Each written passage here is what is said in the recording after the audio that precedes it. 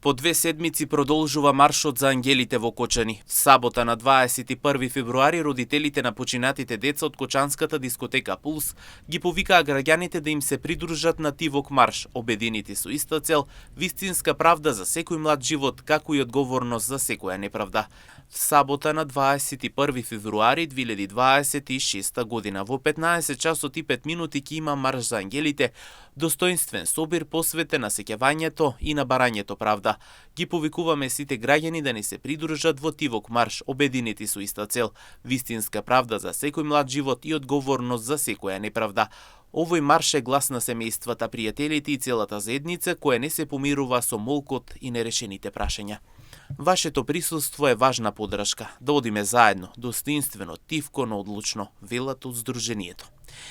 Инаку во кочанската дискотека Пулс животот го загубија 63 лица, а околу 200 беа повредени. Родителите понатаму истакнуваат дека ќе се борат до крај за правдата на нивните деца.